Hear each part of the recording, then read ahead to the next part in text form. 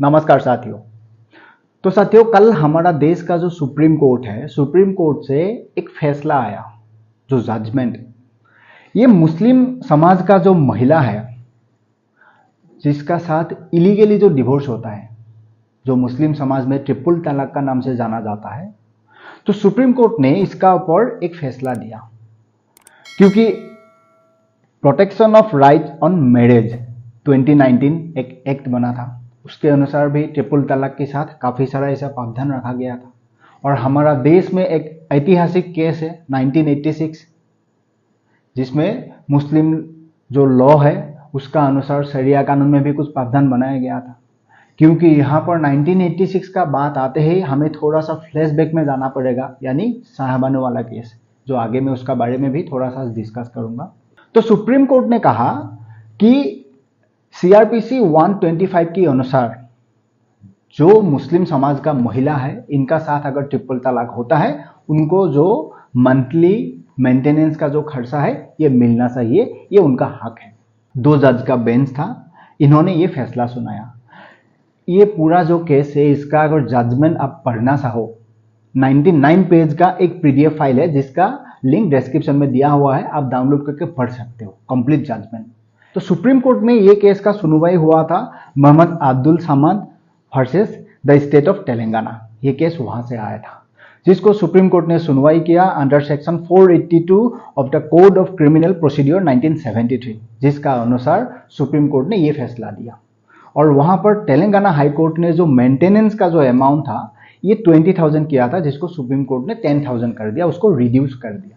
साथ में supreme court ने यहाँ पर एक जो जजमेंट दिया, ये समाज के लिए एक संवाद छोड़ दिया। देखो, आपको तो मालूम ही होगा कि ये जो डिवोर्स होता है, हमारा जो मैरिज सर्टिफिकेट हिंदू समाज का अगर मैं कहूँ, नॉन मुस्लिम समाज का अगर मैं कहूँ, वहाँ पर मैरिज जो एक्ट होता है उनके अनुसार डिवोर्स होता है। काफ़ी टाइम ऐसा भी होता है कि कोर्ट में नहीं जाके भी लोग सेटल कर लेते हैं, जो म्यूचुअल अंडरस्टैंडिंग होता है। लेकिन मुस्लिम समाज में क्या होता है, क्या नहीं होता है, और काफ़ी सारा बातें लोगों को समझ में भी नहीं आता है, बाहर निकल के भी नहीं आते हैं। तो 1-2 केसेस होता है जो इसे कोर्ट में पहुंच जाता है, उसके बाद ऐसा वर्डिक्ट आते हैं। आपने सुना होगा शाहबानो वाला केस। 1978 में इंदौर से एक केस आया था, यानी एमपी। शाहबानो वो लेडी थी जिन्होंने पूरा देश के लिए एक संवाद छोड़ दिया था। आपने सुना कि नहीं सुना मैं नहीं जानता हूं, लेकिन नहीं सुना है तो मैं थोड़ा सा शाहबानो वाला जो केस है ये आपको बता देता हूं। 1978 में इंदौर में शाहबानो नाम का एक महिला ने लोकल कोर्ट में एक पिटीशन फाइल किया था। और मजेदार बात यह है, शाहबानो जो है, उनका जो हस्बैंड था वो खुद एक एडवोकेट था, जिसका नाम है मोहम्मद अहमद खान। उसने शाहबानो को तलाक दे दिया, यानी ट्रिपल तलाक दे दिया। और शाहबानो का 5 बच्चे भी थे। तो शाहबानो ने अपने हस्बैंड को मंथली जो मेंटेनेंस अमाउंट है ये क्लेम किया था 200 रुपया 1978 में। लेकिन उनका हस्बैंड ने ये देने के लिए मना कर दिया। हस्बैंड ने कहा, जब मैंने तुम्हें तलाक ही दे दिया, तुम्हें मैं क्या चीज के लिए पैसा दूं। वो एक एडवोकेट था, 1978 में पढ़ा लिखा आदमी, उन्होंने रिजेक्ट कर दिया। तो शाहबानो पहुंच गया लोकल कोर्ट। तो इसीलिए इंदौर का लोकल कोर्ट ने इस केस का सुनवाई करते हुए फैसला शाहबानो का पक्ष में दिया। कहा कि 200 रुपया नहीं, 25 रुपीज पर महीना अहमद खान को देना पड़ेगा शाहबानो को। और ये फैसला आया था 1979 में। तो जो फैसला आया था उससे शाहबानो खुश नहीं थे। तो उसके बाद ये केस पहुंच गया एमपी हाई कोर्ट। और एमपी हाई कोर्ट में इस केस का सुनवाई करते हुए जो फैसला दिया, ये शाहबानो का पक्ष में दिया। तो एमपी हाई कोर्ट ने कहा 25 नहीं, अहमद खान को मंथली 179.20 रुपीज शाहबानो को देना पड़ेगा। और एमपी हाई कोर्ट ने इस केस का फैसला सुनाते हुए साथ में यह भी कहा कि हम इस केस को आगे लार्ज बेंच के लिए रेकमेंड करते हैं। और 1985 में यह केस सुप्रीम कोर्ट से एक वर्डिक्ट आया था, क्योंकि हाई कोर्ट से केस पहुंच गया सुप्रीम कोर्ट। सुप्रीम कोर्ट में 1985 में ये ऐतिहासिक एक जजमेंट आया था। तो एमपी हाई कोर्ट का जो फैसला था 179.20 रुपीज जो मंथली शाहबानो को देना था अहमद खान को, ये जो फैसला था इसको बरकरार रखते हुए सुप्रीम कोर्ट ने ये फैसला सुनाया। तो यहाँ पर एक सवाल हो जाता है, तो वो केस था, केस का जो परिणाम था, लड़ रहा था लोकल कोर्ट से हाई कोर्ट, हाई कोर्ट से सुप्रीम कोर्ट, इसमें क्या बदलाव है? इसका क्या ऐतिहासिक है? असली गेम यहां से शुरू होता है। आपको मालूम है हमारा देश में 1984 में जो कांग्रेस का गवर्नमेंट बना था, भारत का इतिहास में आज तक बहुमत लाने वाला सबसे ज्यादा नंबर ऑफ सीट जीत के राजीव गांधी देश का प्राइम मिनिस्टर बना था। 404 सीट लोकसभा चुनाव में कांग्रेस पार्टी ने अकेला जीता था, जो आज तक कोई भी पार्टी, चाहे वो कांग्रेस हो या दूसरा पार्टी हो, नहीं जीत पाया। तो 1986 में ये वर्डिक्ट आने के बाद नेक्स्ट ईयर में देश का पार्लियामेंट में राजीव गांधी यानी कांग्रेस पार्टी ने, राजीव गांधी प्राइम मिनिस्टर था उस समय पर, हालांकि आज वो नहीं है, एक बिल लाया था। यानी सुप्रीम कोर्ट का जो ये शाहबानो का पक्ष में फैसला था, इसको बदलने के लिए, सुप्रीम कोर्ट का जो जजमेंट था इसको ओवरटर्न करने के लिए एक अधिसूचना जारी किया था पार्लियामेंट से, और ये बिल वहां पर पास हो गया था। पास होने के बाद जो 1986 मैरिज एक्ट मुस्लिम लॉ का अनुसार काफी सारा चीजों को बदलाया गया, जिसका परिणाम शाहबानो का जो ये 179.20 मेंटेनेंस अमाउंट मंथली मिलना था, ये बंद हो गया। और ये गेम क्यों हुआ? गेम इसीलिए हुआ, आपको तो मालूम है कांग्रेस का जो कोर वोटर है वो मुस्लिम संप्रदाय का लोग है। तो मुस्लिम समाज में काफी सारा बात ऐसा होता है ना, कभी कभार उनका हिसाब से जो समाज के उनका जो बड़े लोग होता है वो जो कहते हैं काफी सारा लोग उसी को मानते हैं।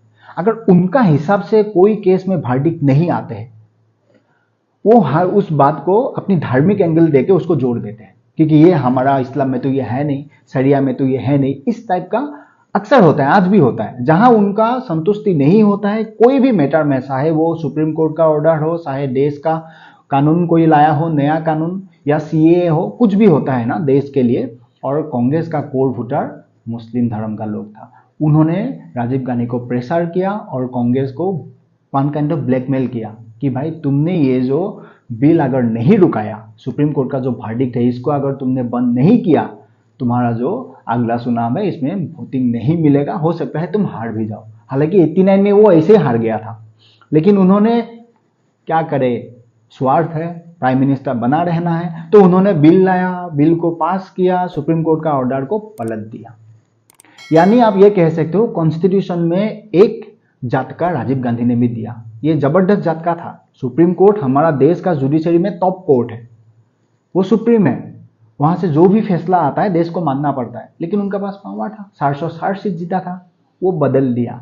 हालांकि आज उन्हीं का पुत्र जो उनका खानदान का साइंटिस्ट है, राहुल गांधी, ये जो हाथ में संविधान लेके घूमता है ना, जय संविधान, डेमोक्रेसी खतरे में है, ये तो एक इस टाइप का जुमला है कि ये आपने समाज में अक्सर देखता होगा कि जब भी लोग झूठ बोलते हैं या खुद को कभार करते हैं, वो सामने वाला से ज्यादा जोर से बोलते हैं और एक ही बात को रिपीट करते हैं। ये हिटलर का कहावत था कि झूठ को अगर फैलाना है, झूठ को जोर से बोलो और जोर जोर से बोलो, बार बार बोलो, ताकि समाज को लागे, जो सुन रहा है ना एक ही बात को रिपीटेडली, उसको भी लागे कि नहीं यही सच है। जो आज कांग्रेस पार्टी आपका सामने ये जो प्रेजेंट कर रहा है, ये उसका एक एग्जाम्पल है। तो कल जो ये वर्डिक्ट आया, जो जजमेंट दिया, उसमें भी जितना भी जजमेंट, मैंने जो कहा था ना पीडीएफ फाइल डाउनलोड करके आप पढ़ लेना, लेकिन जज के द्वारा काफी सारा बातें उसको जोड़ते हुए कहा गया था कि मुस्लिम लॉ में भले 1986 जो मैरिज एक्ट है उसमें हो सकता है, लेकिन किसी को मिल रहा है कि नहीं मिल रहा है ये कौन देख रहा है, क्योंकि इनका तो पता नहीं, 3 साल होता है, किसको देगा किसको नहीं देगा, किसी को मिल रहा है कि नहीं मिल रहा है, किस क्या मालूम है। लेकिन अभी सुप्रीम कोर्ट ने फिर से वही जो वर्डिक्ट था, कहो कि ऐसा ही रिपीट किया, वो भी आप कह सकते हो, या एक समाज के लिए संवाद छोड़ दिया कि अगर आपके साथ ट्रिपल तलाक होता है, आपका हक है, आप जाके 125 जो सीआरपीसी का प्रावधान है उसके अनुसार आप क्लेम कर सकते हो, या फिर आपका 1986 जो मुस्लिम लॉ है शरिया कानून के अनुसार, वहां पर भी आप अप्लाई कर सकते हो। ये आपका मर्जी किसमें करना है आपको, लेकिन आपको मिलना आपका हक है। यही था सुप्रीम कोर्ट का फैसला। तो काफी सारा बातें यहाँ देखना पड़ेगा आने वाला टाइम में। इसीलिए देश में जो ये यूसीसी लागू होना जरूरी है ना, यही सब कारण है। उससे क्या होगा ना, ये हिंदू, मुस्लिम, नॉन मुस्लिम है ना, 1986, 2019 ये एप्लीकेबल शायद नहीं होके एक ही लॉ बन जाएगा, तो सबके लिए बेहतर होगा। और यहाँ पर भी काफी सारा लोगों को दिक्कत है, खास करके इन्हीं लोगों का दिक्कत है। ये तो होता ही है, अपनी स्वार्थ जहां नहीं फुलफिल होता है वहां ये लोग जोड़ देते हैं धर्म को। आगे देखते हैं क्या होते हैं। वही था मेरा संवाद आज आप तक पहुंचाना। आई होप आपको समझ में आया। मिलते हैं नेक्स्ट वीडियो में।